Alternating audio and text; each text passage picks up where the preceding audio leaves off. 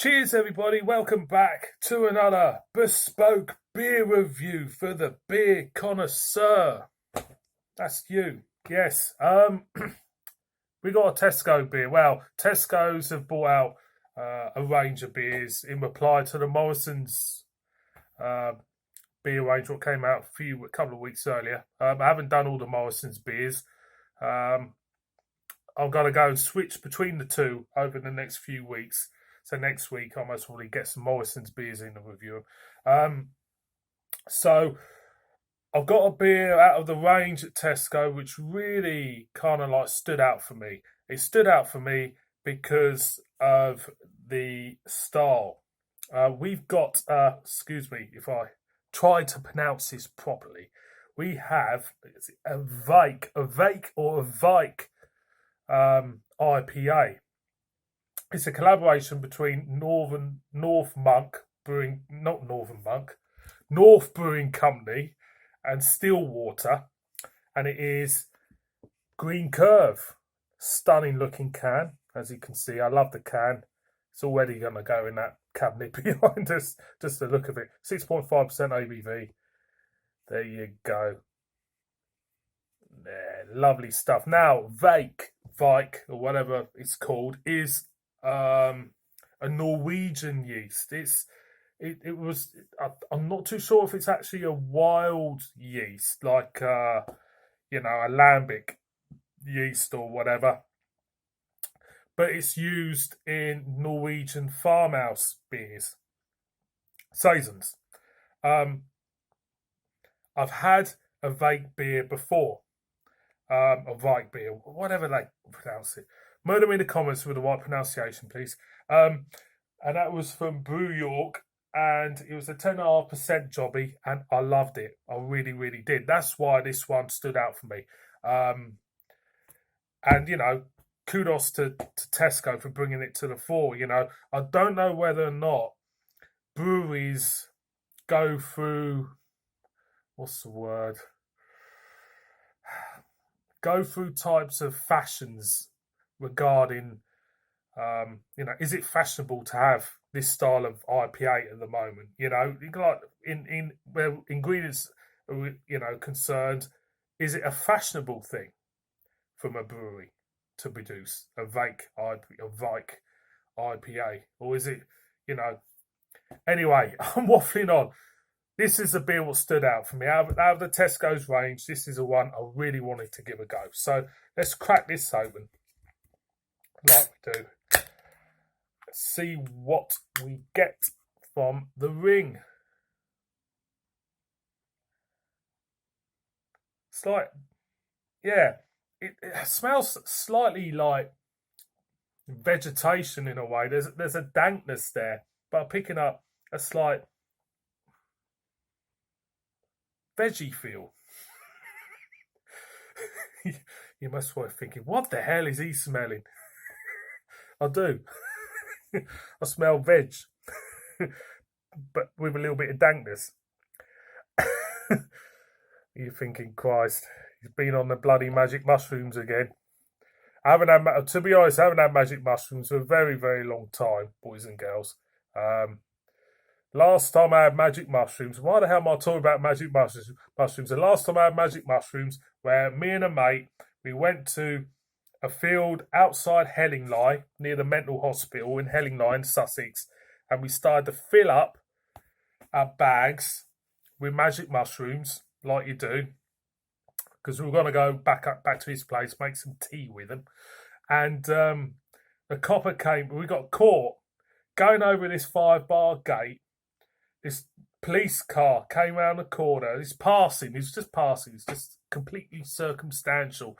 And he stopped. He goes, I know what you're doing. He says, I can't do you for it. He goes, but you got to empty your Tesco. We found hundreds.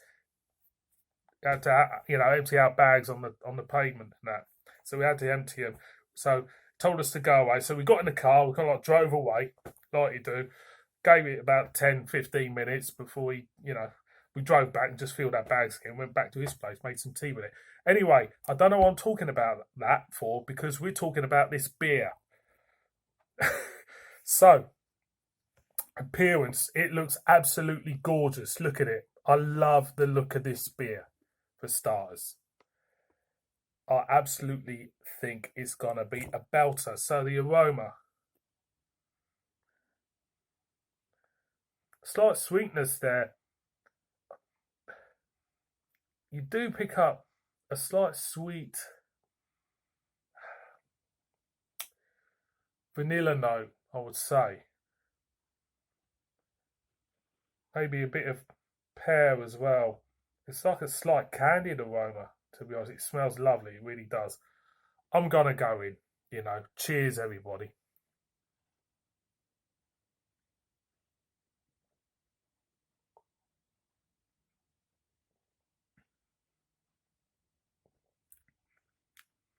That is lovely. Oh, that's a good one, that. That is really good. Again, again.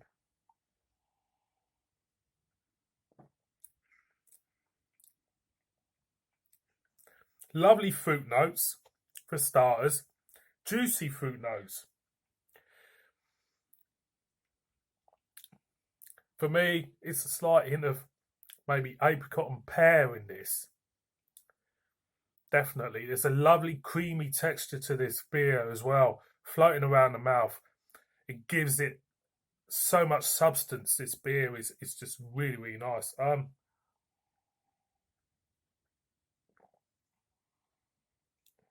As I'm drinking it, it's got a beautiful aroma. It's kind of like a vanilla-y aroma to this beer. As I drink it, it's absolutely wonderful.